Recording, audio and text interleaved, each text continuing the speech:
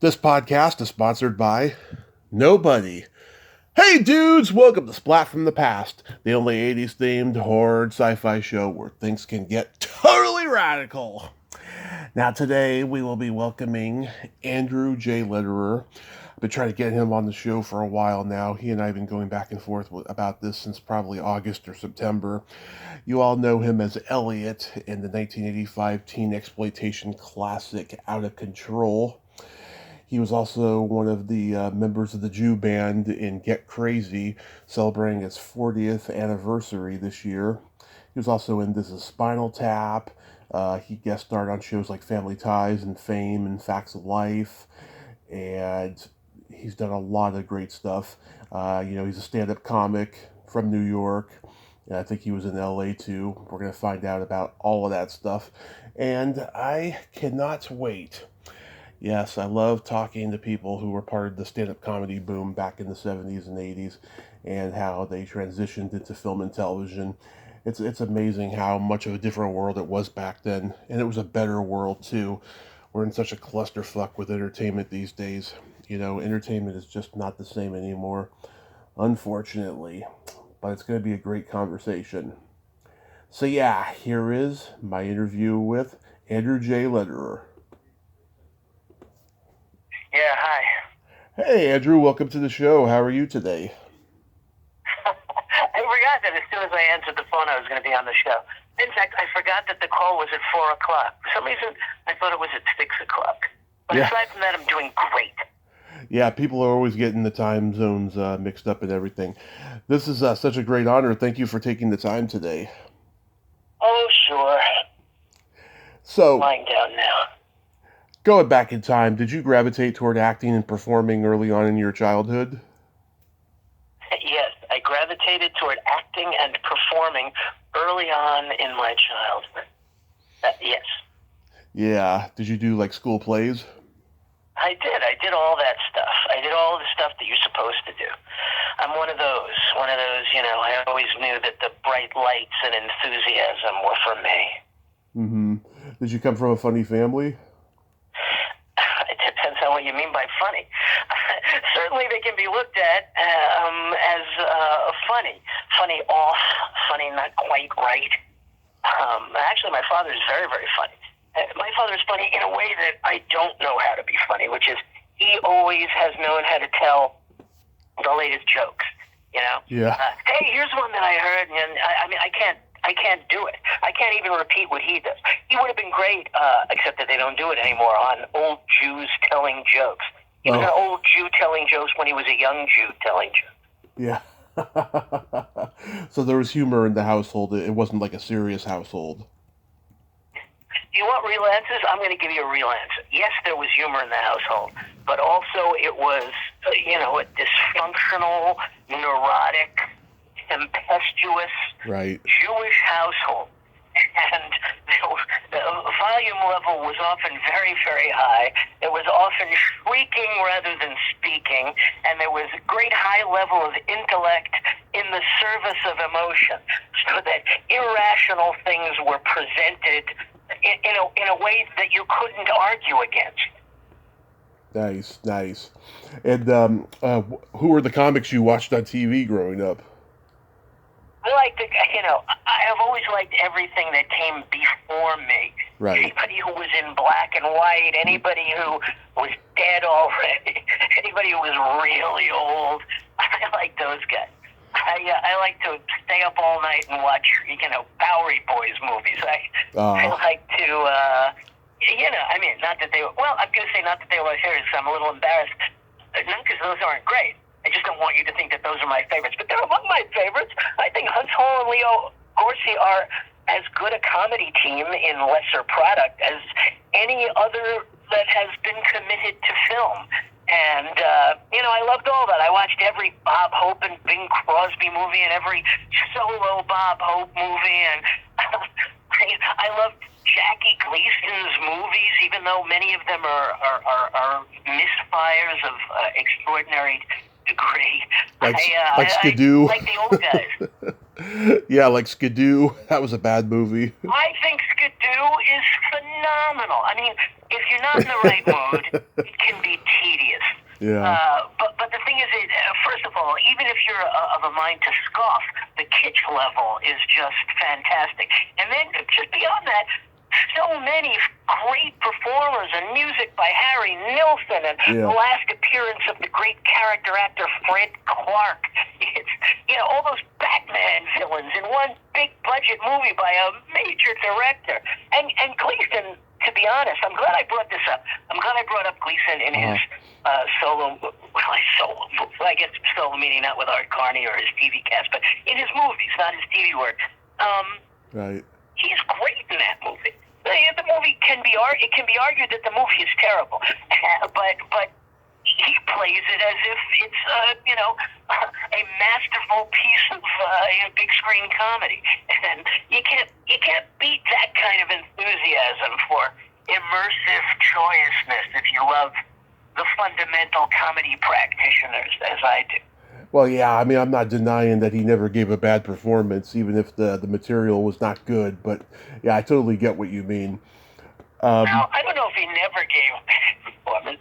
I mean, have you ever seen any of those half-hour edited down American Scene magazine shows that they ran on PBS stations and stuff like that for a while?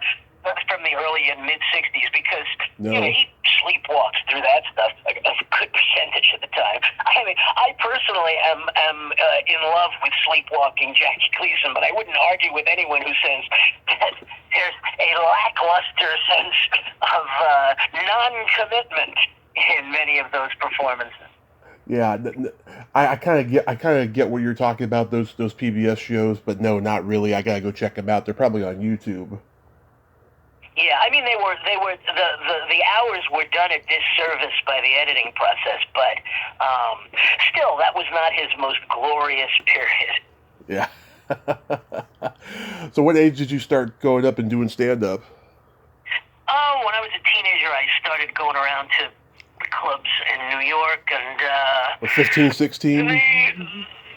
In that vicinity. I don't know why I'm being coy, but yeah, and I really I got a kick out of it, and they got a kick out of me some of the time.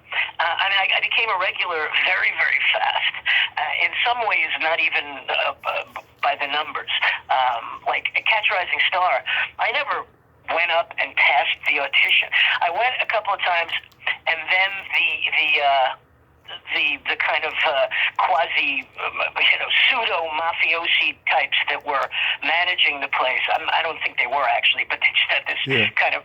You know how a lot of New Yorkers tend to sort of embrace the mafioso aesthetic and attitude. So the guys that ran that club, many of them embraced that manner, and they took a liking to me, and so they started pulling numbers for me, so I didn't have to wait in line. And I never passed auditions in that with someone coming up to me and saying, "Hey, you passed auditions." But Kelly Rogers, who was the primary MC at that time, just used to put me on, and that meant I had passed auditions. If he put you on and you were on a regular night, then you were a regular. And actually, a lot of people were annoyed and angry. They felt like I had leaped over them somehow in some illegitimate way. But they're happy to know now that it was for naught. and I live as humble an existence as any of them, if not deservedly so. Yeah, that were you going up at like Catch a Rising Star? Yeah, that is specifically what I'm talking about. I went up at all the clubs, and some more regularly, some less regularly.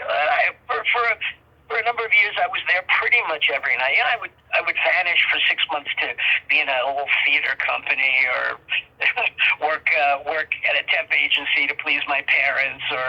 But yes. Did you know Belzer? I did. He was the first person to give me a regular spot at Catch. I'm guessing perhaps Kelly put me on because Richard did it, and that meant it was okay. But I wouldn't put it past Kelly to believe that he had the power to decide that on his own, which, I mean, he actually did. And in fact, once I was at the Improv for somebody's birthday party in the middle of the night, just a few months after I first started coming around. And this,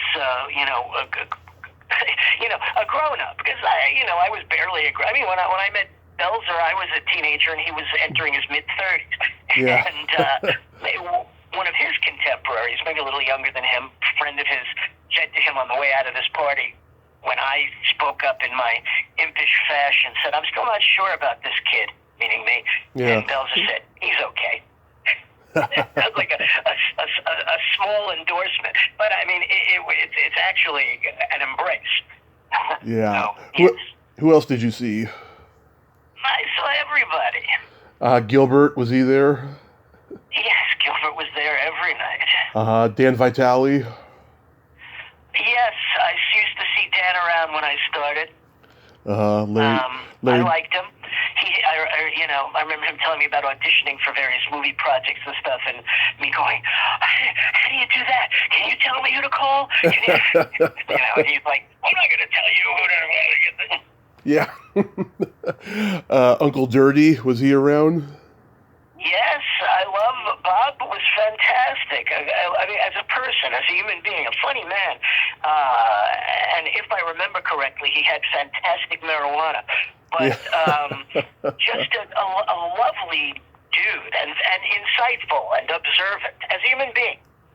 The thing is, when you hang out every night, this isn't true of everybody. I mean, you've talked to a lot of comics probably, so you know this, but a lot of comics, they just look at comedy, they look at jokes. I don't really care about any of that stuff. I mean, I hate jokes. Like I said, I can't tell traditional jokes, and I lived in England for a while, and they love the mathematics of jokes. And I brought storytelling shows over there, which now, of course, are prevailing around the world. I was simply a missionary, cast out from the mob, going out to the hinterlands and bringing their message to the masses. I make no claims of innovation when it comes to that. Although I've always been something of a storyteller, but I don't need to hear comedians doing comedy. People being people, that's always been fascinating to me. So when I think about those people, when I judge those people, as I do from my lofty perch, I think about them as people. And Bob Altman, who Uncle Dirty was just good. He was good people. Yeah. It's funny, I mentioned his name to a lot of comics that were around that time. They don't remember him, or they're not familiar with his material, which I think is crazy. Well, he was really in New York. He worked gigs, but in Jersey and stuff like that. But he was really only hanging out at the Improv. So people that didn't hang out at the Improv didn't know him, maybe. It also probably depends on which generation of comics you're talking about. It's not necessarily a sequential thing, because a lot of people, and Dirty would be one of them, they would not be around for periods of time, for years even sometimes, and then be around. And so you never know who's going to know them or who interacted with them. And I've been through so many different comedy scenes, and each of them was different, and each of them knew different things and did different things in different ways. And the best one, frankly, you never had the LA scene of the 80s had it was to me until the ascent of Kinnison and those guys. The comedy store people were boring to me. They were just one clump of Merv Griffinites, to give them a religious name. A lot of them were funny, and they were good at what they did. But to me, for what I liked, many of them, not all of them, so if any of them are listening to this, I'm not talking about you, unless I am. But even the next the wave of Kinnison and Freddie Asparagus and Chip Carey and all those guys, Carey's a brilliantly talented person and was a pretty good friend for a period of time, colleague, hangout friend. But those guys were not me. They weren't my people. They were my people in that I was part of the dysfunctional family there. But they were not speaking my comic language. And the people in New York, especially right before the explosion of comedy clubs. Those people were fantastically funny because TV and everything had left New York. Mm-hmm. So the success for those people was to get on and maybe if they were really good, they got a shrimp scampi or a steak at Catch a Rising Star and $5 cab fare.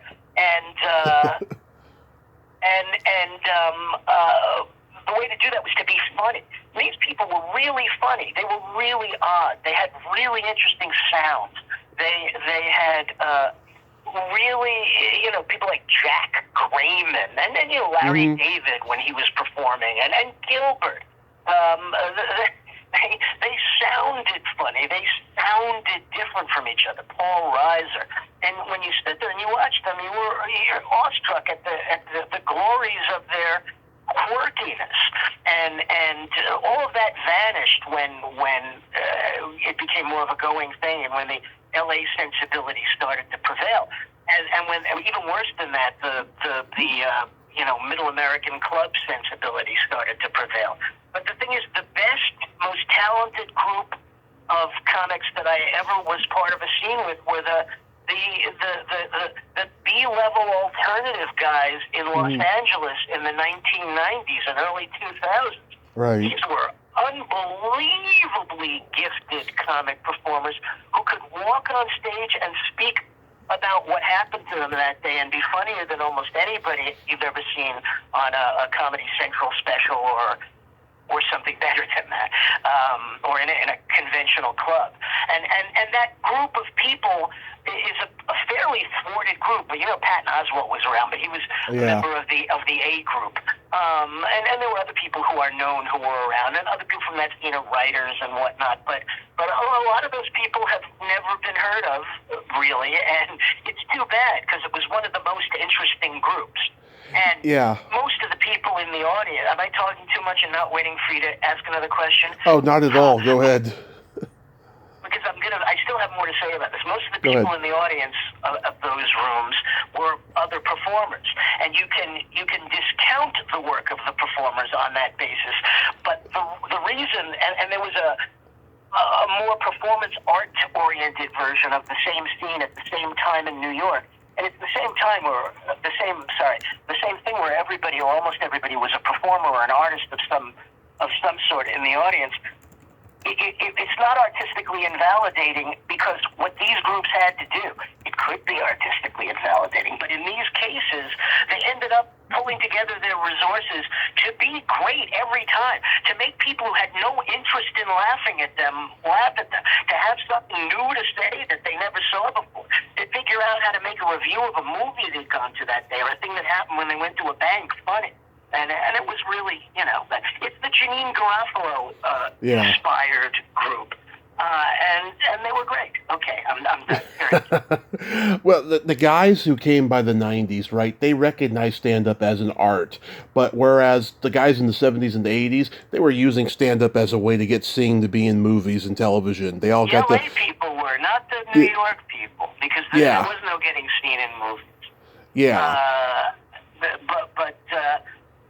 And people would move out to California and disappear. It didn't work. They would vanish. We would talk about that at the bar at Catch a Rising Star. People would move west and fall off the face of the earth. Well, the other thing is that they would come back. But they didn't come back. They just vanished. But every single one of them, though, they all got their 15 minutes, whether they're famous or not famous. They all got a development deal, or they got some kind of level of fame in a TV show or a movie. It's pretty incredible. Or they just were pleased by the fact that there was no garbage in the street, which apparently was true at one time in California. Because I remember someone coming back and saying, "The streets are so clean." And so, well, if that makes you happy. Yeah. I have. You've got me more enthusiastic than I intended to be in this interview. So let me just say that probably the most talented group, more talented. My favorite group is that '90s California and the simultaneous '90s New York group. But probably the most talented group is the New York group from the early 2000s, because they Steve Byrne and all do them. anything. They could do sketch. sketches. They could do, Yeah. weird conceptual stuff, performance art, variety shows. In a way, vaudeville came back, but not in the way. Whenever they try to bring back vaudeville, there's people with top hats and Yeah. excursionists. But no, vaudeville is variety, and within comedy came a variety of techniques because of Pitt and UCB and the cross-pollination of stand-up and sketch and improv. So now that I've given everybody their due, we can move on to whatever you want to move on to. Remember Vic Dunlop?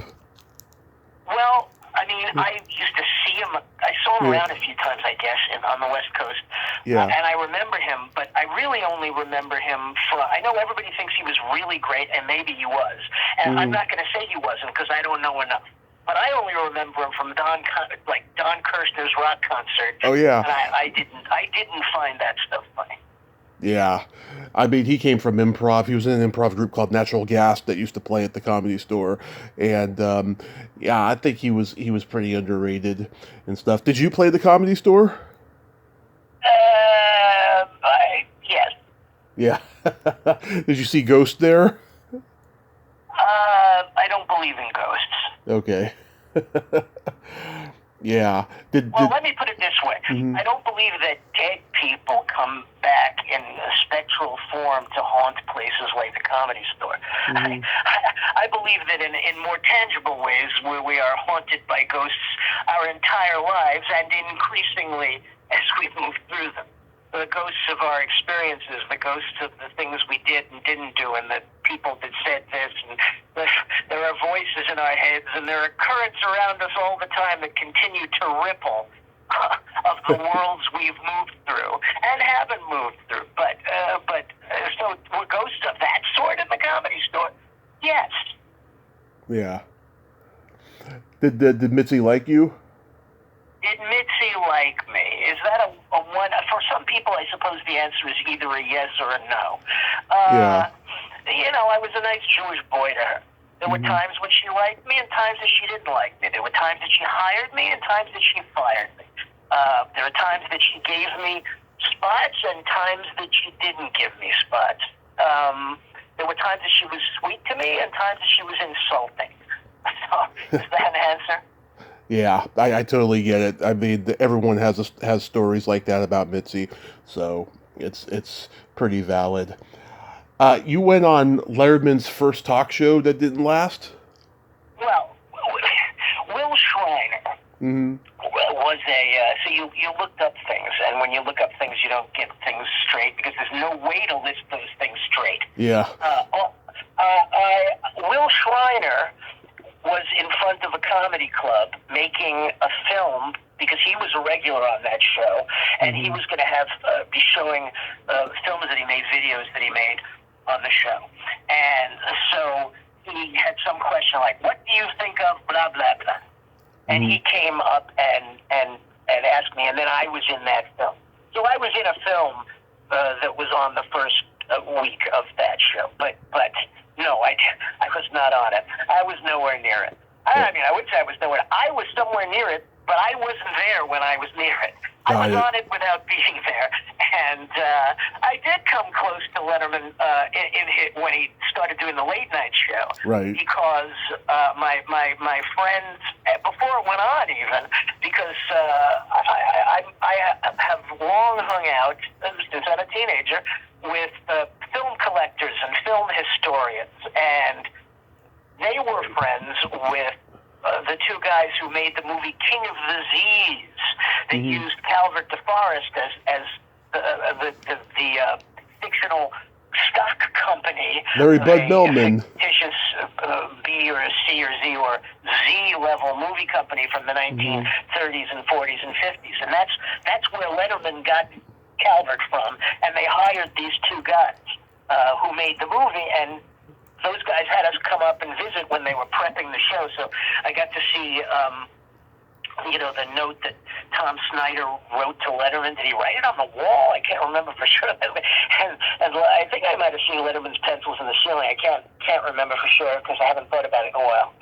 I'll have a clearer sense of it after I ruminate post interview. And Letterman was there. he came in and he seemed uncomfortable and inherently critical of me anyway, even though I didn't particularly say or do anything. I'm guessing that was just his general tone. It didn't make me think less of him because, first of all, I heard him talk to other people, plus I thought he was really funny, and then the show came on and it was great.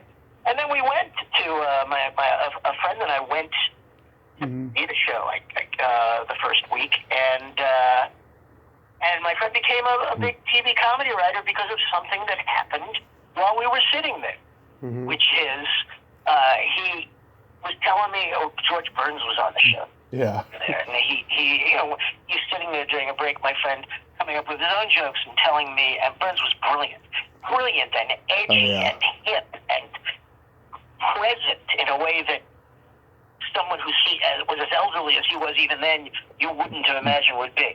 But anyway, my friend, who at that time was a production guy in, on Nickelodeon shows and stuff like that, and he was telling me all these jokes that he said, what Letterman should do is this, and Letterman should blah, blah, blah, and Letterman should do, and I said, well, he's never going to say any of those things or do any of those things. And he said, why? And I said, because you haven't written them down. And I went over and wrote them down, and it led to a successful career. So there's another, there are your ripples and your ghosts being conjured. Okay. So according to IMDb, you made your sitcom debut on One Day at a Time? Yes, I played an office boy. Yeah. Newark the office boy. Yeah, did you deal with Norman Lear much? I didn't see him at all. Yeah, let's see, John Hillerman was in that episode. John Hillerman was in that episode, and it was right when Magnum PI was about to start. Yeah. And the first thing he said when we sat down to read the script was, so, you gentlemen have written me out of the show.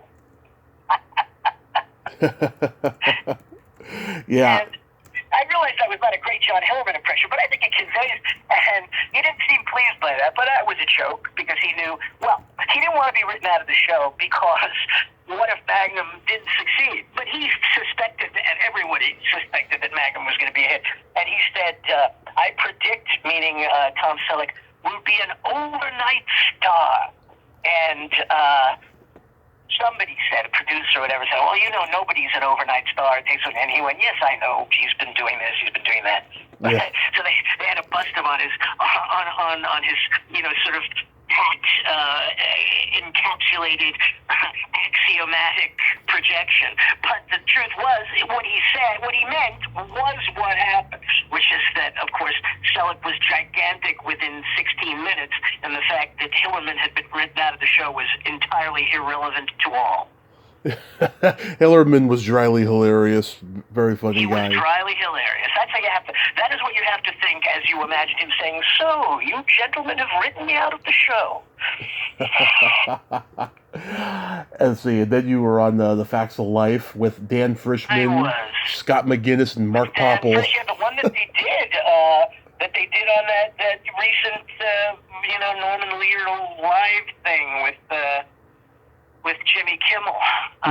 That's the one that they did anew. There was a guy being me. I mean, I had a tiny, tiny role. I had did I sing anything? I don't know. I had shtick, but the reason I did it was because they were casting square pegs, and I was in New York, and they brought Dan Frischman in to read for Johnny Zapp. Which is what Merritt Buttrick, the guy who played David Kirk, So they brought him in to read for Johnny Zapp, and they said to him, you know who you'd be good with on this? This guy, Andy Lederer. And Dan said, he's my friend. He's in New York. So Dan told me about it, and I called them, and they said, yeah, come out and audition. And I said, well, I can't afford to come out and audition. So I said, can you give me some, extra work or something, just so they'll pay for it? And so they gave me the Facts of Life, extra work, but then I got bumped up to boy number something. So I had this bit in it where I think, because they have this blind picnic hamper luncheon contest between the boys' school and the girls' school, and I think some girl has made this hamper, but actually it was some hideous girl who I don't like who has made this hamper, and so I'm bidding it up. It's 50 cents, $3.22, and then I see who it is, and I get all upset. So, all that was sort of added into it, and then cut out, because I guess there wasn't time for it, or it wasn't good when the show aired. So just my facial expressions in the, me getting excited and then getting disappointed. And it makes no sense at all, because there's no context. And I have a feeling that that's also why it wouldn't have worked, why they had to cut it out, because when we did it the first time, it got this really, really big laugh, but the director, Asad Kalata, was describing it. He's going, so you want this girl, you think it's that girl, and everybody's listening, and I'm making that say, oh, yes, I have 3,000, and then it's this one, and you're crestfallen. Oh, and everybody laughed when I did it, because they had heard Asad tell us that. But unfortunately, his actual direction of the show did not provide the same level of context.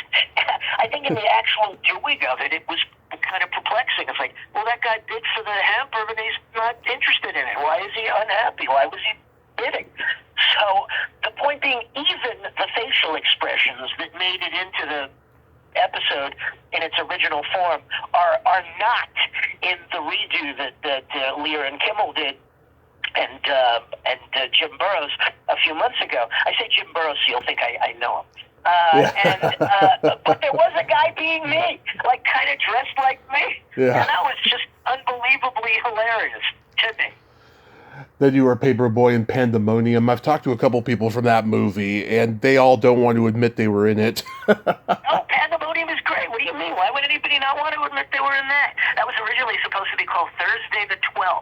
Oh, yeah? And then Roger Corman made a movie called Saturday the 14th. Yes. And according to the guys that made Thursday the 12th, Roger Corman called and said, give me this much money or I'm going to release a movie called Saturday the 14th before you can release Thursday the 12th. And he was not going to give you money. I don't even know if it's a true story, but it's a great story. And so he released Saturday the 14th, and they released Pandemonium. Well, I mean, what's the old joke? They didn't release it, it escaped, except it didn't escape. Yeah. It really, nobody ever saw it except maybe on an early cable one or something like that. Oh, yeah, it was on HBO a lot.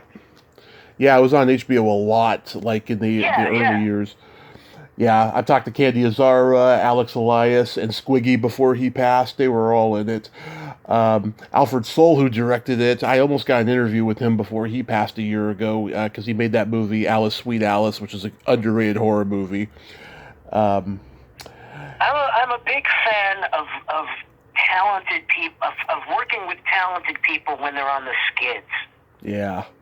Well, you've worked with a lot of talented people. I remember Alfred Soul, but of course and I remember Andrew Clay just whispering in his ear all the time. Because, again, you talk about this, quasi-mafioso thing, Andrew's got to be in charge. He's all putting his arm around, he's whispering ideas, or whatever the hell about him. I don't know what the hell he was saying to him. Oh, you mean... But it certainly put him in what appeared to be a power position.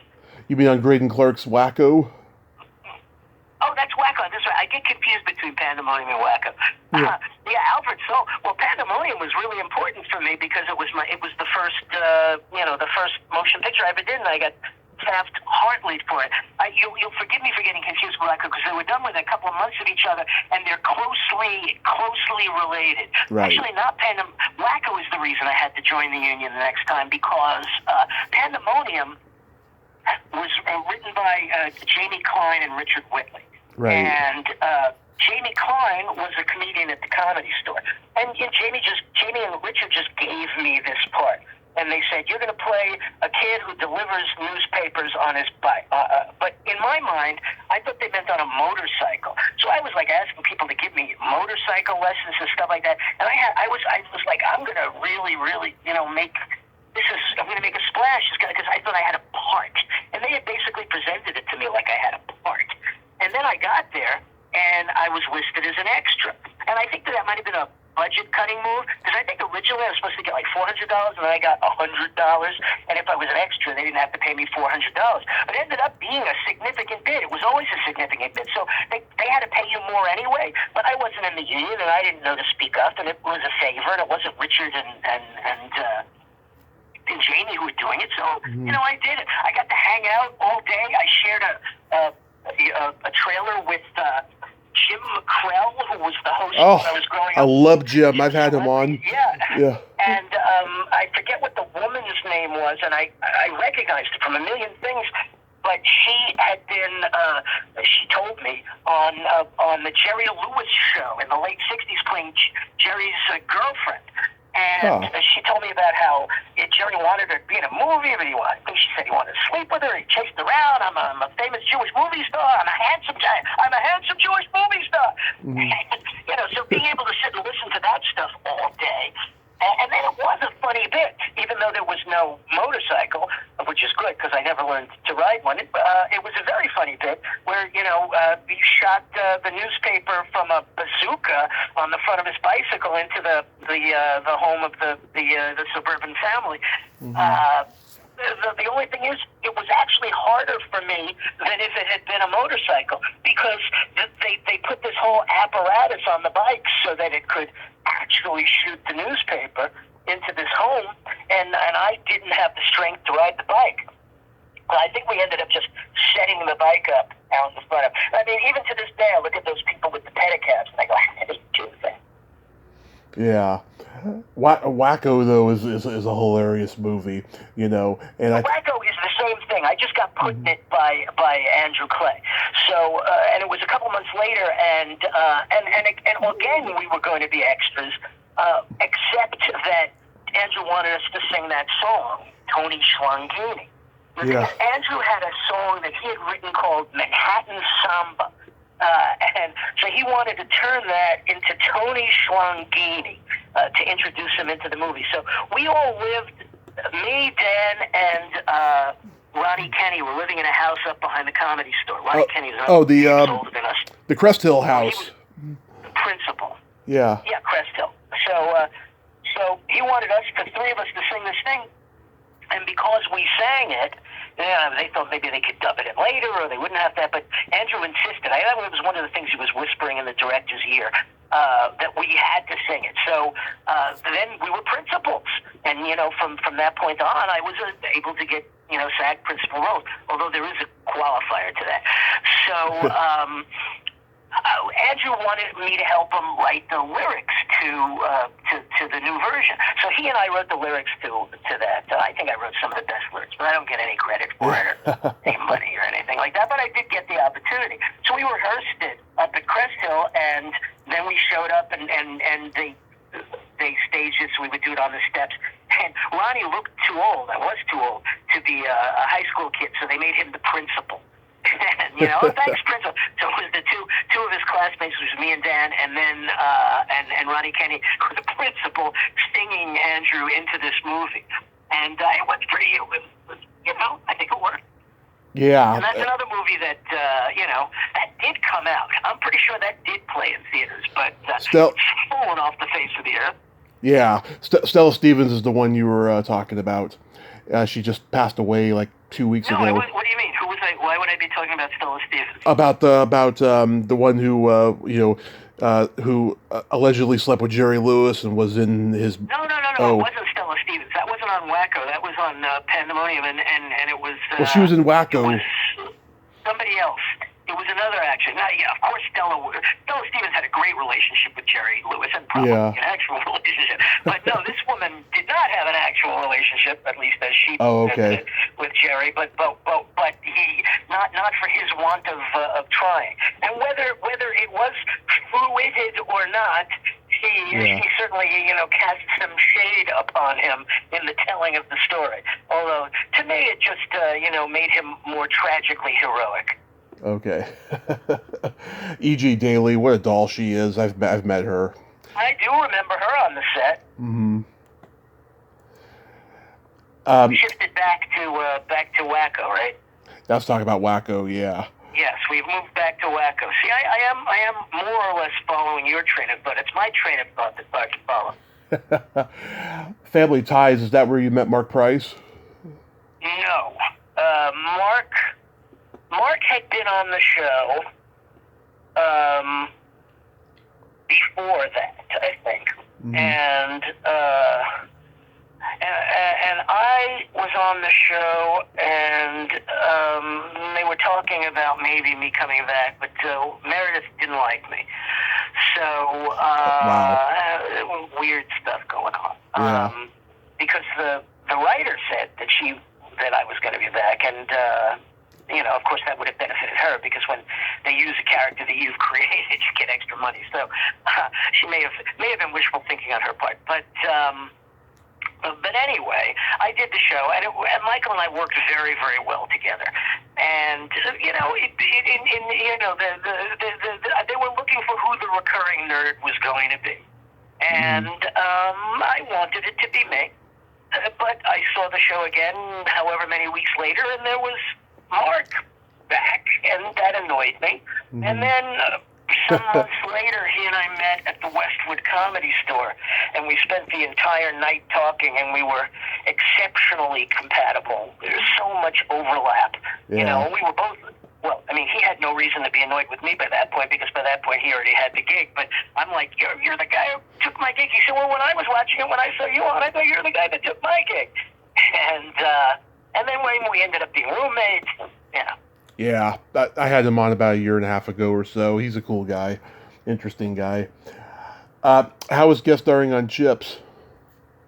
How was guest starring on Chips? I'm sure you got a glimpse I know of. That's what you asked. I don't think that I've come up with a new question to replace your question. I am reposing it in hopes that asking it with my own vocal cords will cause me to have some kind of an answer to it. How was it? It was work. Yeah. I don't mean work like I was all verschwitzt at the end of the day. I mean, it was a gig. Mm-hmm. It was exciting. It was a big show, although obviously I was on it after Larry Wilcox wasn't on it anymore. Uh-huh. So it was in its waning moments. But in a way, it had its last gasp of possibility, because mine was Bruce Penhall's first big case, where he came to my high school when I was in the car stealing ring that the coach was running. As they do. But how was it? It was fun, but it was weird. John Caleri, my partner in crime on the show, who was on Square Pegs at that time, were not too friendly to me. Uh-huh. And I don't know, the dynamic. The dynamic was weird. I auditioned against Danny Bonaducci, the role that I got. He got a smaller role, bigger billing, but a smaller role. I got the role that he auditioned for. And he wasn't that. The thing is, I'm not that great at hitting marks, and somehow that caused some. But there was one scene where the guy that directed it, Phil Bondelli. See, it occurs to me as I talk about it. That was a set that had a lot of mockery. It wasn't mean mockery, but there was mockery on that set. So the crew, for instance, referred to Phil Bondelli as Fellini.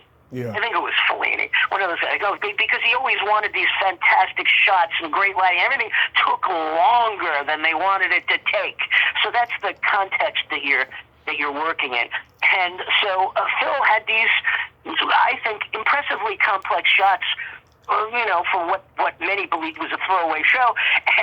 And not only did I perhaps have some trouble hitting my mark exactly, but when you're 5 people in a shot, everybody has to hit their mark exactly. And I, because I was the kid, because I was insecure, I was the weak link. Other people were, if they were the same age as me, they were at least veterans.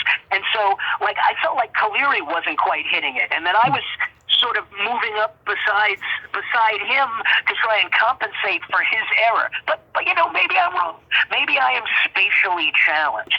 But it created an environment in which Danny Bonaducci referred to me as space boy. You thought I was spacey in some way, which is, sort of preposterous. And meanwhile, he's telling me about walking around for 3 years with no shoes to make his feet hard so he could do karate movies in Hong Kong. So I think that answers your question, which is it was fun and stressful and horrible and weird and odd dynamics that exist between actors sometimes. But for me, a highlight was walking around on other stages and things. And I went to the commissary, the famous MGM commissary for lunch. And what's his face? Eric Estrada?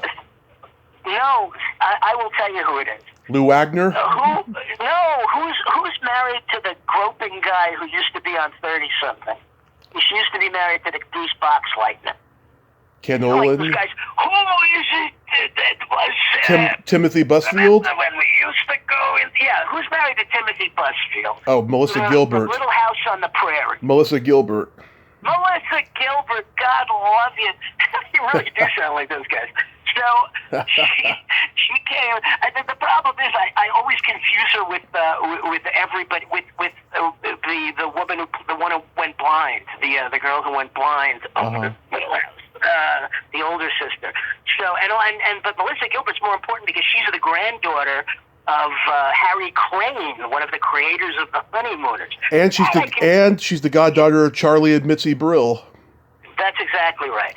I've had them on. So anyway, she came over to the table, and that was when she was with Rob Lowe at that time. She was seeing Rob Lowe, I think, at that time. And she, for whatever reason, because I guess, all kind of attractive young actors know each other, one of the girls in our show knew her, and she came over to sit at our table at the commissary, and she's all chipper. God, I'm losing my baby. I lost my baby this morning. It was where her baby died, and she's all she's all cheerful about it, and talking about some big event that she went to the night before with Rob Lowe or something. Yeah, that stuff was cool. You're my 7th guest from Get Crazy. I love this movie. How was making that movie? What was it? Well, that's how I got. That's when I joined the union. It was originally called "Shake It Up" was the title on the script. Yeah. And I was auditioning for the role that Dan Frischman played. Yeah. Because Dan and I were always up against each other. Like when I did Family Ties, Dan and I were up against each other, and I got the part. I was the same casting director as Get Crazy.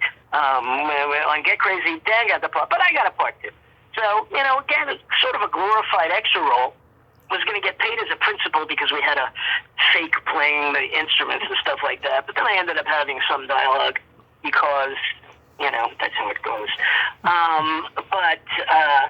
We worked for 3.5 weeks, so that was great because I had no money going in, and then when I came out of it, I had a couple $1,000. But not the first week. The first week, I had $38 because I was so poor that I didn't have any good pants to wear to the audition. Yeah. So my pants had a rip in the seam, and there was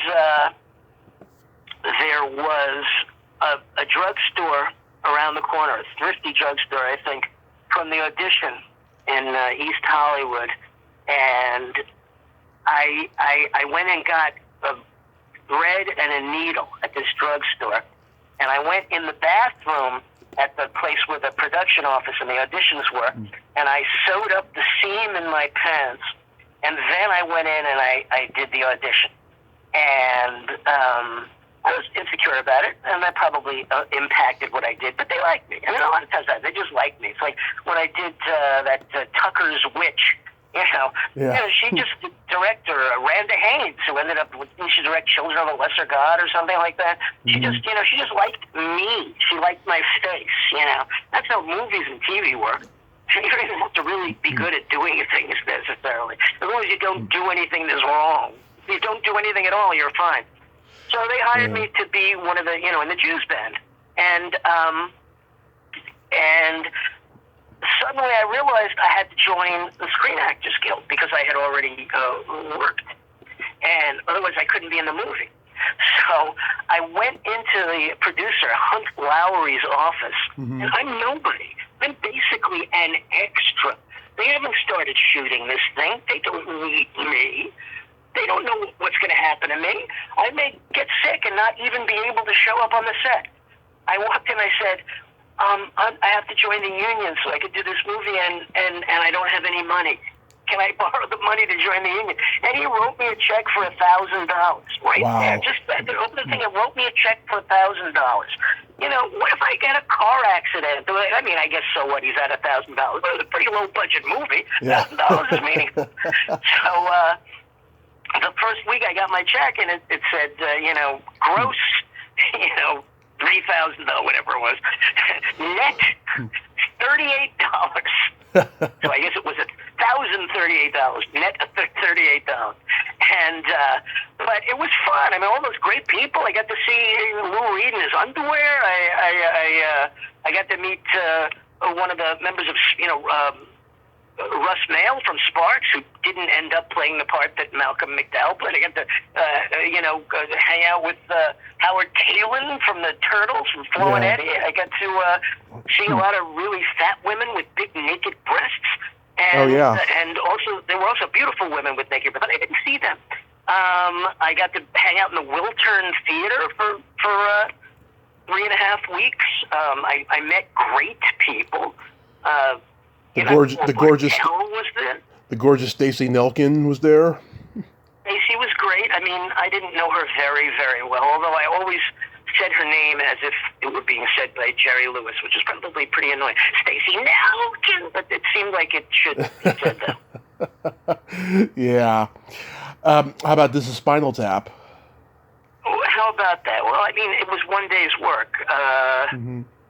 Did you have to improv the whole time? Yes. It was budgeted in the script. I mean, there was no script. It was just a storyline. But the scenes were budgeted as if. So this was supposedly a 3/4 of a page scene, which would be 3/4 of a minute in theory. But it had to be longer than that. Well, first of all, Tony Hendra was my scene partner, and he didn't show up until it was like we kept wondering if he was going to come. He got lost or something. I don't remember what happened. Then he asked if he could use my toothbrush, and we shared a trailer, and it's like, yeah, you can use it. And the silent parenthetical was, I will never use it again, but you can use it. And then he showed up, and we did the scene. And there wasn't much. It was later in the day, and I was really uptight. I worked myself into sort of a neurotic frenzy by then. So, but we did the scene okay. Basically, the scene was, I'm a student who brought the band to his school, and he's accusing me of keeping the money for T-shirts or stuff like that. Yeah. As the band's manager, so, and I'm supposed to. The whole scene is, and you deny it. So we did it. We're in the hallway there, moving up from the stage, moving up through the stairways. I'm walking backwards. He's walking up, and I'm walking backwards. And you stole the money? No, I didn't. But you did it. You did it. No, I didn't. You did it. You have to. Blah, blah, blah. I did not. It was really flat. It was unbelievably flat. So then we did it again, and I did it just the way they told me to do it. You didn't. I would never lie to. Blah, blah, blah. Rob cut it halfway through. So then we did it a third time, and I received no additional instructions. But when you're a comedian, you can read the room. And it having not worked twice, it was now up to me with no assistance from anybody else to figure out how to make it work. So he's Blefman. I always had in 3 movies. I decided my name was Sid Blefman. Yeah. And the Spinal Tap guys. Well, that's why I'm Sydney in Out of Control. So anyway, Blefman, he's calling Tony Hendra. They all loved that name. That was a group of guys that really appreciated the resonance, the nomenclatural resonance of Sid Blefman. So we're marching up the stairs, and he's saying, "You did it. You blah blah blah. You stole it." No, I didn't. Yes, you did. But then I went, okay, you're right, I did it. And everybody felt, and I said, and he was, you see the look on his face. He said, and what are you going to do about it? I'm just a kid. Doesn't make it. Nothing you could do about it at all. And that's when he hit me in the neck with the bat. And the scene was really, really good. I was like the buzz of the set for the next hour or two. About how brilliant I was to have come up with that and made the scene work. And I said, Bob, was it really good, Bob? Was it really good? And he said, yes, and which you'll see when the movie comes out, unless it hits the cutting room floor, which it won't. But of course it did. But at least they kept a few frames of me in there so I could still get a couple of bucks every so often. I don't think that's why they did it. They did it because they did that montage of him hitting people in the neck with the bat, or hitting people with the bat. But supposedly it was on more of the scene, if not all of it, was on the Criterion release, which is impossible to get, but I haven't seen it. I'm a huge fan of Out of Control. I talked to Alan Holzman about it for the 35th anniversary. How did you get cast as Elliot? Alan called up the Comedy Store and asked if they had anybody who could be a high school kid, and they said, we have a couple tonight at Westwood, and he came in, and that's how. You steal the movie. I mean, you're on my list of the great 80s movie nerds with this, man. Well, which version of the movie have you seen? Because, like, the poster that you put on your promo, I don't even know where you got that, but I think that's the poster for the movie, the version that was not released in the United States, the boring version, the longer version. That was on... It doesn't have my narration. That was on... and that has different takes and stuff like that. I got that off of Yahoo. That I've seen your narration version, and I've seen one version without your narration, but they were like the same length pretty much, but without the narration. No, one of them is 70. The one that we did, that Alan and I did, is 78 minutes. Oh, you're right. The other one is 89 minutes. And okay, I have seen both. A really long time, especially when it doesn't have any of the jokes that we put in, and it also has different takes, some of which are sort of tedious. Yeah. And that was the version. I mean, I don't know what Alan told you about this, but that was, I don't know what he remembers. Probably everything. Yeah. But that's the version that New World wouldn't release, the long version, because it was crappy. And Alan came to see me at the Comedy Store one night and came up with the idea of us basically, doing Annie Hall, doing an opening monologue, closing monologue, and a narration. And at Ben Frank's, which is now Mel's Diner, that's where we talked about it after the show at the Comedy Store. We went to the trouble of putting together this guy, and that's the version that was released in the United States and on home video originally and all that. But in the 2000s, when, it got kind of sold probably in a bulk package of raw footage to cable, they started running the version that played in Europe, which is the version that New World wouldn't release, the 89-minute version. And I know why. It's because it fills more time. It was more useful for them to have an 89-minute version than a 78-minute version. But it depressed me to see it. You're right. There was a 78-minute version on VHS. Yeah, I mean, I've seen that. And yeah, the one I saw on YouTube was 89 minutes now that I think of it. And it wasn't as joyful as the VHS version, in my opinion. But well, I think your opinion is sound.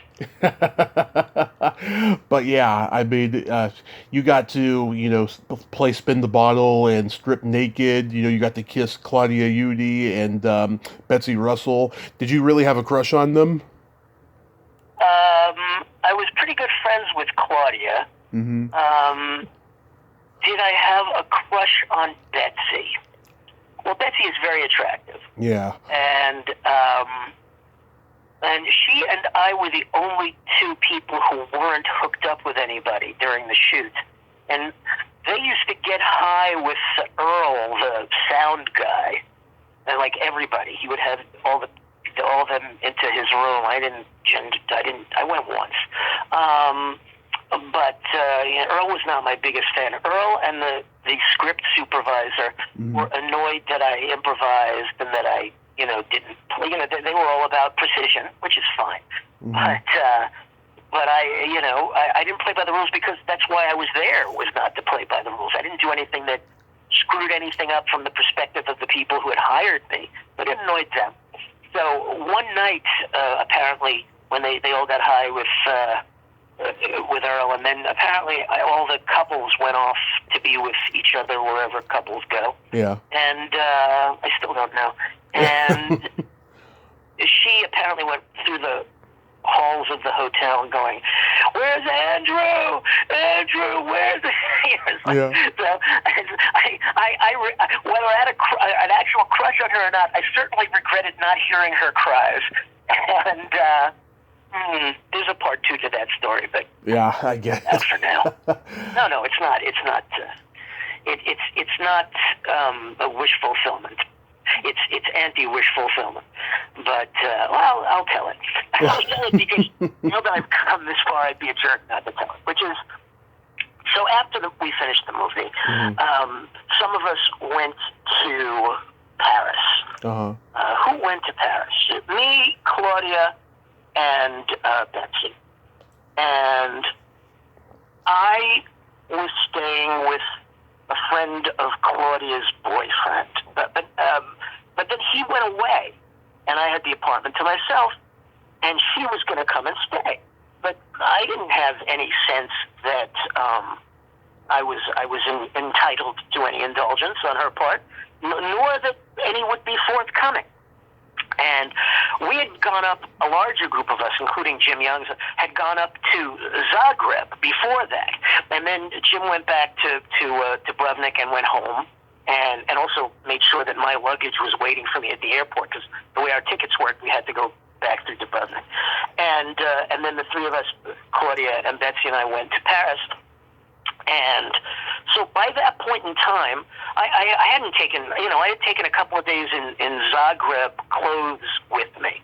And my clothes were just stinking and horrible. Yeah. And so we, the night that Betsy was going to come over and stay in the apartment that I was staying in, she made some comment early in the evening. Andrew and I are going to go back and play Mr. and Mrs. Lederer. That piqued my interest, but it could have just been a joke about the fact that we were cohabiting that night.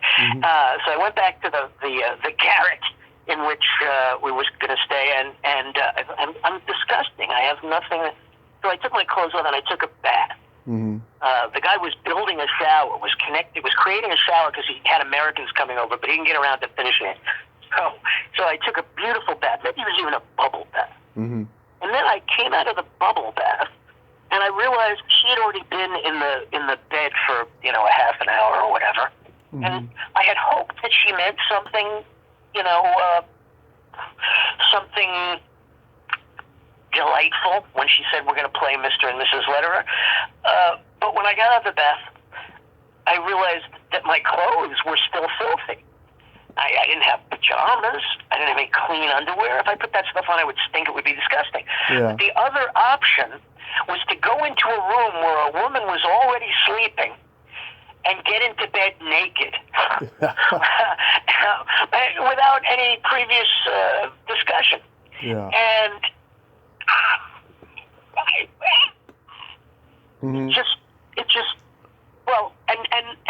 I believe that my body did reveal where I would have hoped the evening was going. So I realized I couldn't go in. Here was the perfect opportunity to find out whether there would be anything between the great and wondrous bare-breasted Betsy Russell and myself, bare-breasted because that was her thing in movies, and I couldn't do it. I couldn't. So I ended up lying on a bench, a hard bench outside the bedroom, listening to the Temptations sing "Just My Imagination" through my headphones. Wow. And masturbating. Okay. Oh man, yeah, I had a crush on her growing up. I sent her a fan letter. I thought that Vesteron Video was her address because I had the movie Tomboy on VHS, and like that company had closed down like a year or two before, so I didn't hear back from her. But then the night before my car accident, I happened to send her an email, and I got her reply like long after I woke up from the coma, and it was pretty Well, but amazing. what a happy welcome back from the other side. Yeah, and I tried to get her on here, but that's a whole nother story. But I ran into her at a thing in the late '90s mhm.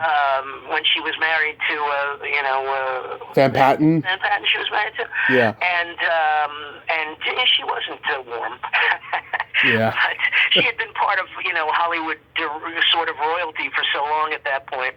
She was yeah. great at the time. I mean, I have no complaints about that. She was a good person. And Sherilyn, oh my God, I've met her a couple of times. She's a very interesting force of nature. Sherry, as we called her, Mhm.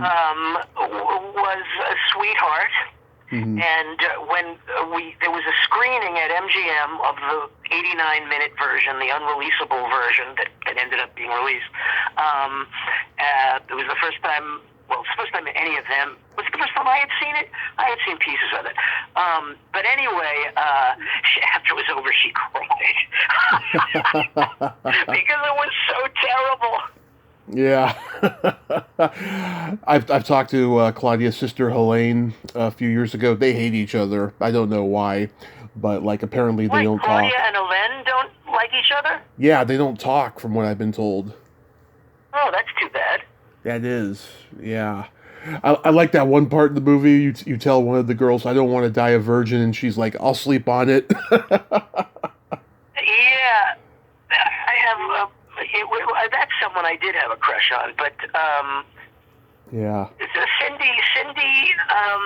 Dietrich. I Yeah. was not entirely enthused by her approach to the character. Mhm. There was a woman that Alan wanted to hire. Yeah. Who I auditioned with.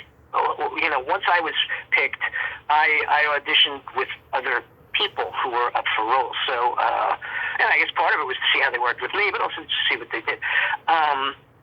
And there was a woman that Alan, who was really, really good. Now, maybe she looked a little too old. I don't know. I never felt that Cindy was exactly right, and I didn't like some of what she did. And Mhm. and to be honest, Yeah. that's why not.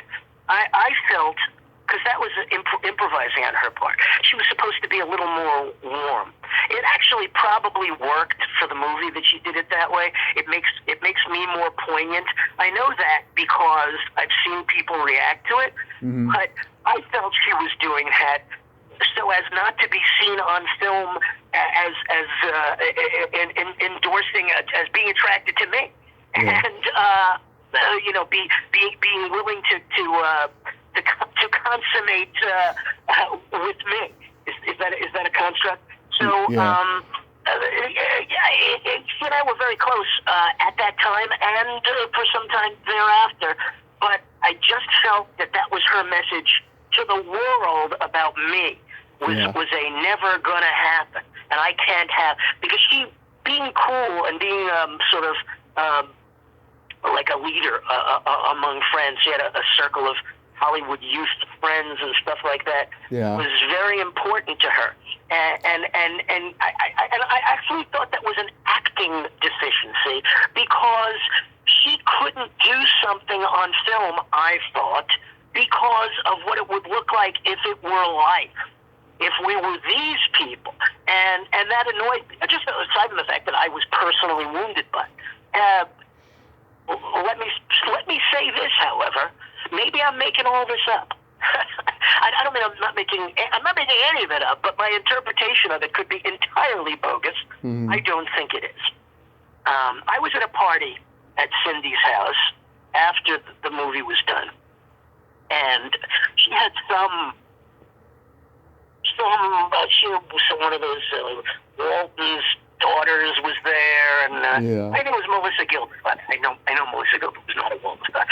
Yeah.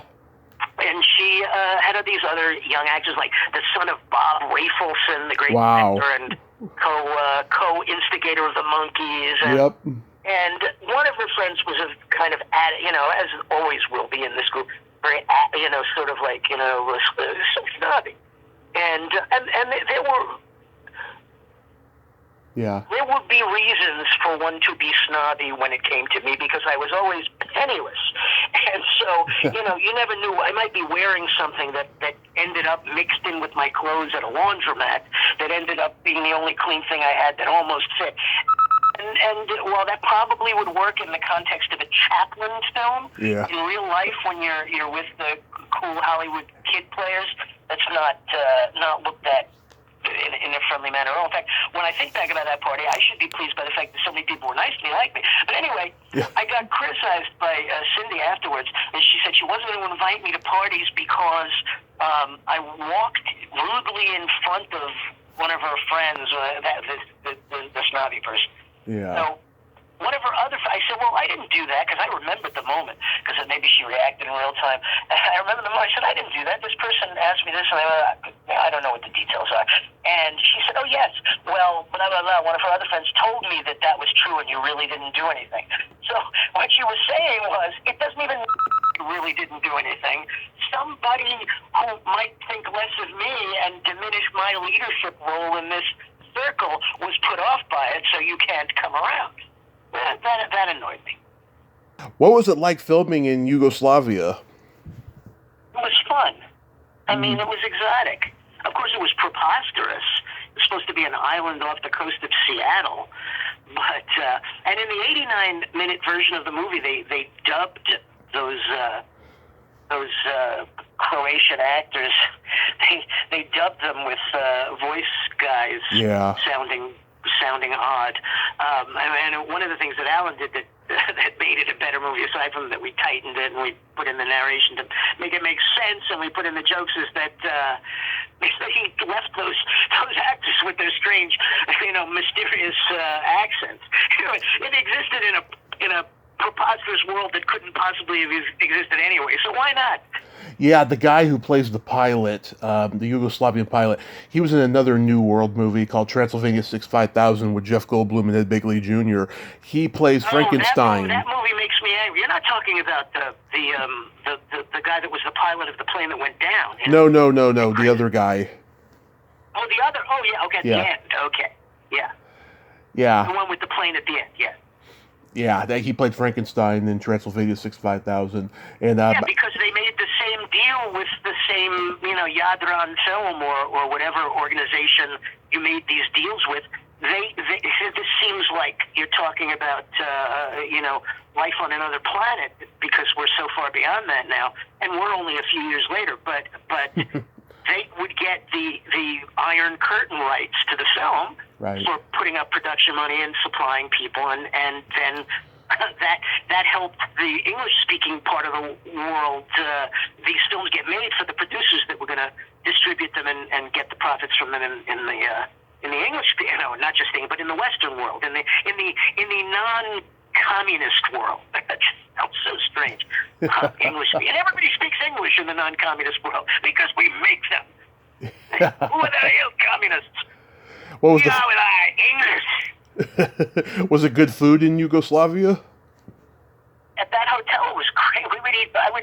Cindy and I would have buckets of mussels every night, and I frequently had steak tartare. Really? It was great. It's funny, I'm Croatian, and I don't know much about my heritage or about the country of Croatia, and when I started doing stand-up, I was always trying to make jokes about being Croatian, and no one ever laughed, really. Well, there's nothing funny about being a Croatian, yeah. But they're lovely people. All of them, the Serbs were lovely, everyone was lovely, and they looked down, you would never have imagined that a few years later the Serbs and the Croats would be fighting. But they seem like one thing, but they looked down on the Albanians. Yeah. The Albanians were poor and ill-dressed, and everybody's going to have somebody to look down on. So in those days, the Serbs and the Croats didn't get along with each other. Did get along with each other, but they had the Albanians to kick around. And obviously there was more opportunity in the then Yugoslavia, so that's where the Albanians ended up. Right, and they were in the middle of the Cold War, and like they loved American tourists, but they hated each other. Yeah, but we didn't know that. We didn't see that. You couldn't see that hate. Mm-hmm. It was a shock when it all fell apart so soon thereafter. To read about the Hotel Argentina where we stayed. Was it the Hotel Argentina? Getting shot up, to read about the bar and, people with guns on the bar and the wall in Dubrovnik, the medieval wall being all shot up. It just seemed sort of inconceivable, except if you know what people are like. Exactly. But it was great. Here's the thing about that movie, and Alan probably told you this. John Alonzo, one of the great cinematographers in the world, had just been fired or walked from Cotton Club with Coppola, which meant he wasn't working. So his friend Fred Weintraub was about to shoot a movie. He goes, well, why don't you get a free vacation to Dubrovnik, and you'll be the DP on my movie. So Alan has only made one other feature film, and it was a film for, a Roger Corman movie. And he has no seniority of any kind, even though this has been his project for a long time. So John comes, and he's an important man. And he's already a director. He's directed FM, which was a big studio movie. And what happens is that John basically sort of takes over as director to some extent. But meanwhile, Dan Grodnick, Fred's partner, he's got ideas. He's a new young producer with ideas. There was one day where John's coming over to me and giving me direction, and Lynn's giving me direction, and Dan Grodnick is coming over and giving me direction. And I can be timid, but I stood up and I said, look, Dan, I will do whatever you want me to do, but have Alan tell me to do it, because I can only listen to one person.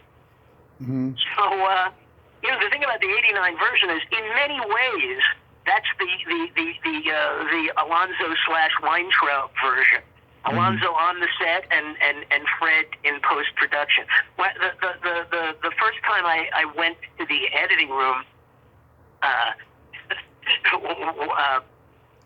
Alan said to me, "Why is your friend Fred Weintraub trying to cut you out of the movie?" What am I supposed to say to that? Yeah. I don't know.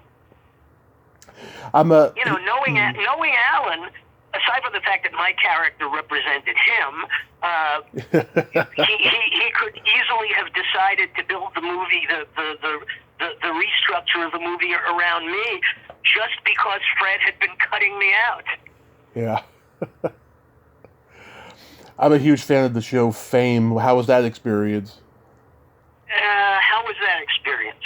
It was difficult for me because I went into audition and I decided to do something that, there's a thing that I call comedian acting. Yeah. And if you see guys like Milton Berle, Belzer and his early stuff, a lot of people where comedians, when they want to be seen as an actor, they strip every bit of character and weirdness and interestingness and comedy off of them, and they're left looking like basically a slightly mobile potato.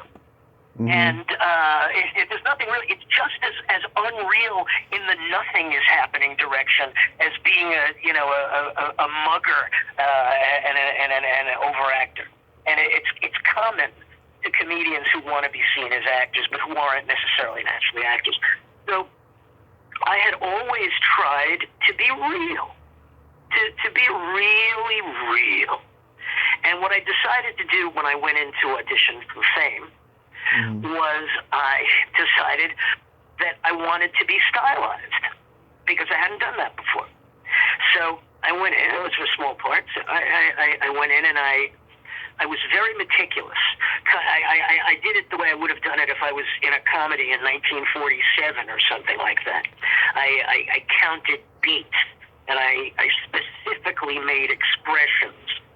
And the two new producers, was it Pat and Donald? They really liked it. And so I was hired. I show up on the set, and the director is a guy named William Claxton, not the photographer who took the great Day in Harlem shot of all those jazz musicians, but the William Claxton who directed tons of Bonanza episodes and stuff like that. And nobody looped him in on the way I had done this role in the audition. And my scene was with Janet Jackson and Gene Anthony Ray, and I did it exactly the way I did it in the audition. And Bill Claxton, with an undertone of harshness, hated it. And he's a guy who did westerns, and he wanted me. Nobody would say it like that. He might not have said that exactly, but that was basically what it seemed to me he was saying. And then we did it over again. Eventually, he kind of sucked most of the life out of it. Right. And we were done. And I thought, God, the word's going to get back that I failed on this thing, and they'll never use me again. So I loped back miserably to the casting office, and I went into not the casting office that did the show, but I did. I went in there and I said a few things, but then I went into down the hall to Joe D'Augusta's office. Joe D'Augusta was the guy who cast the shows for Desi Lou during the Star Trek period, Yeah. And I don't know what he was casting in that period much later, but he had a casting office there at MGM. And I had met him when we were making Out of Control because he and his wife were in Dubrovnik, and they knew somebody and visited the hotel, and we all talked to them, and maybe Jim Youngs knew them. Jim and I and Joe and his young, hot film editor wife went out and had wine and bread and cheese in some picturesque spot in Dubrovnik, which, for someone who was basically a kid as I was, I'd never had, that people did in salami, but like really good charcuterie, that kind of thing that elegant people do that just, seems like what you'd have in a school lunch sandwich if you're a pea-brained Brooklynite as I am. Yeah. So I went into Joe D'Augusta's office because I thought of him as a friend. And I told him what had happened, and he let me lie down on a couch in his office. I called my agent and I didn't drive, told her what happened. She said she would come and get me, and I lied down to take a nap and whimper and cry to myself over this tremendous failure. So time passes, about a month passes, as I had hoped that they would call me again. But they didn't. And, okay, I know that I have screwed up. And then suddenly I get a call. They want me to come in again.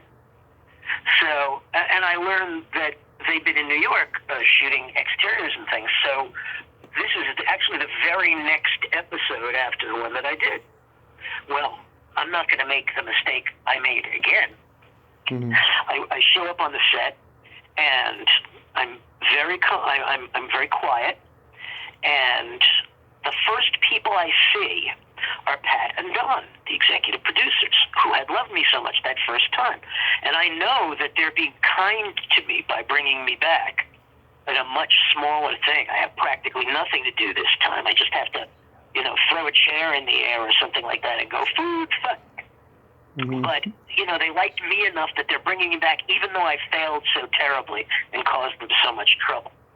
So the first thing that happens is I see them, and they go, hi, they're all enthusiastic. And I couldn't even bring myself to speak to them. I could barely acknowledge that I saw them because I was afraid that anything I did would be wrong.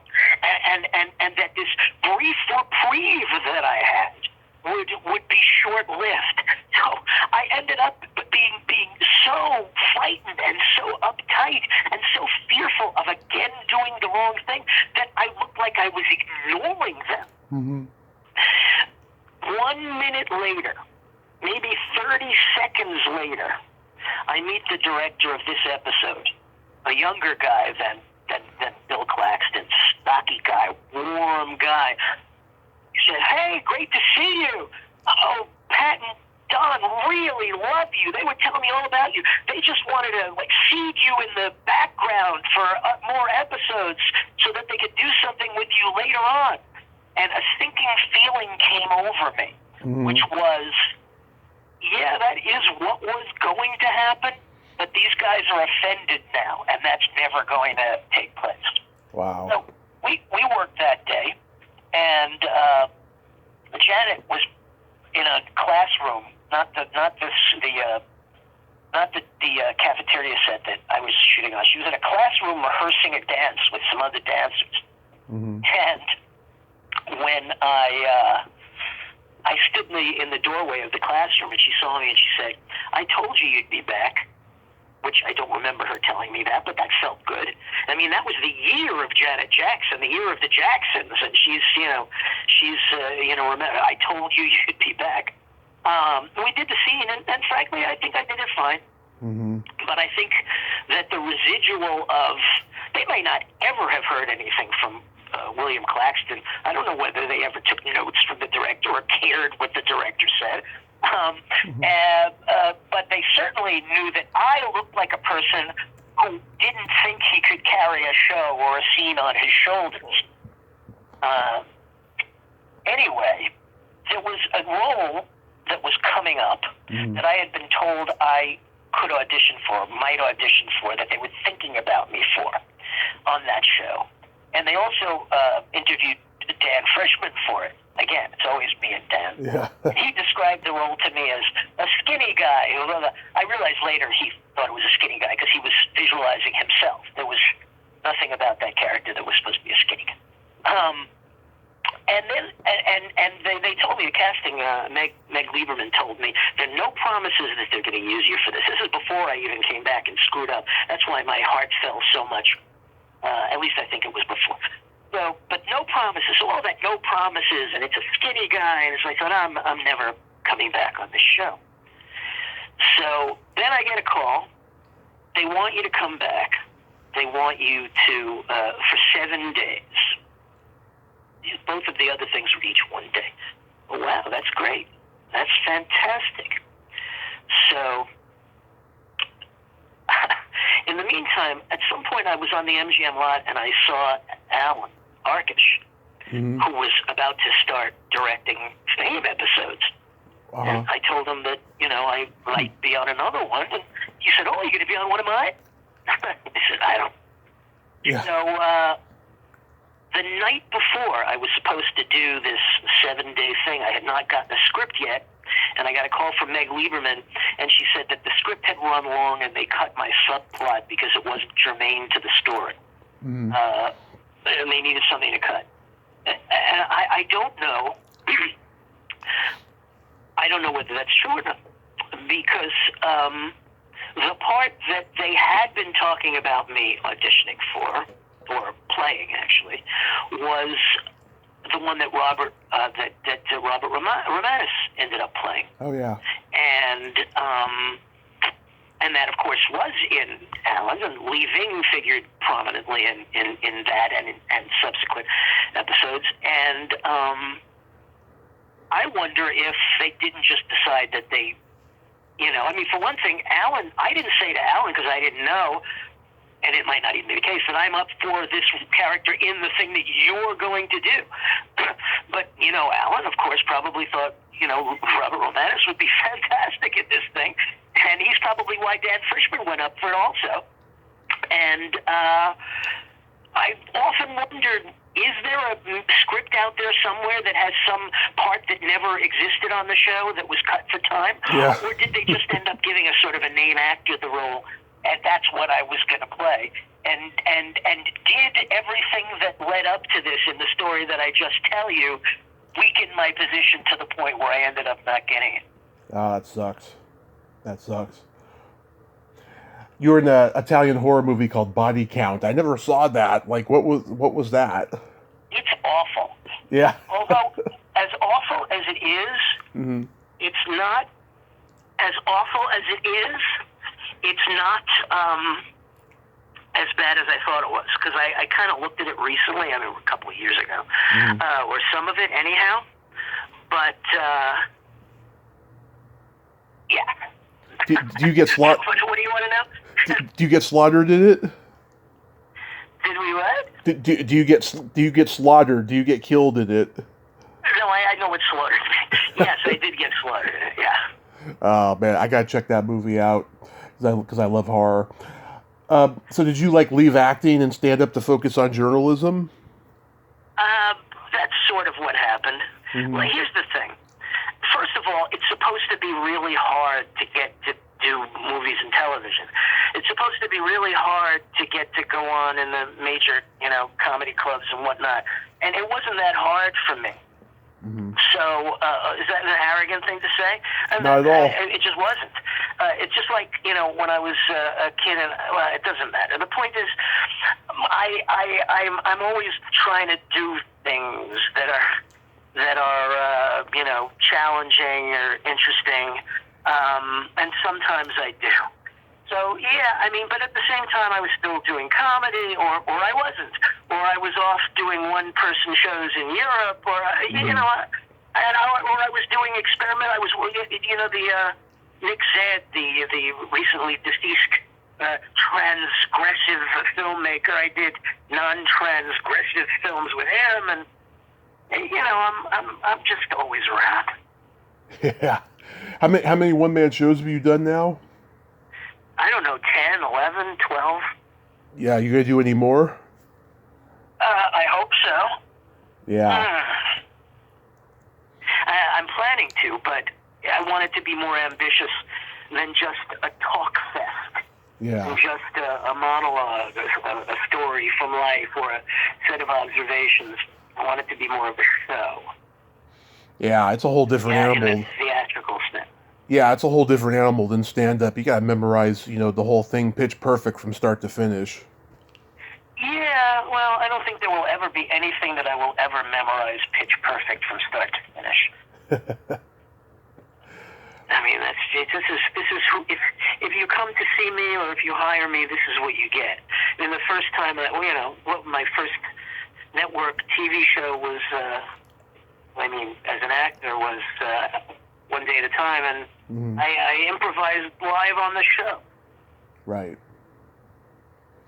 And you've worked with Jerry Beck. I've had him on the show. I had him on last year. He said to me, early on, he's like, this is probably going to be the last podcast I ever do because I've done so many, but, Cheryl recommended me, so I was just like, I felt really touched by that. Well, as we already know, it's not the last podcast that he ever did. And it was never going to be the last podcast, but it does sound like the kind of thing that he would say. And, yes, Jerry and I have been very close friends for very many years. Yeah, so you've, you've done something akin to his, animation pieces or something?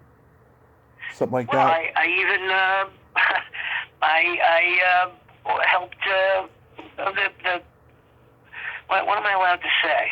I worked on one or two of the books quietly. Mm-hmm. I get a thanks in the one of them, the Art of Warner Brothers Animation. He offered me research associate, which is what Leonard Maltin gave him on Of Mice and Magic. But I just said, just thank me. Yeah. That's great. So, do you have anything upcoming you'd like to promote? Do I have anything upcoming that I'd like to promote? I'm doing cabaret shows, which I know you know because you took a still from one of them, singing, and something of that sort. I did one the last one that I did was the night everything shut down, March 12th, 2020. 2020. And there's something in the works, but not that I don't have a date, and I don't have a ticket link or anything like that. So you can update people, or you could put it on your Facebook page when I know something to tell you to tell them. And do you have any other shows? Do I have any other shows? Yeah, that's it.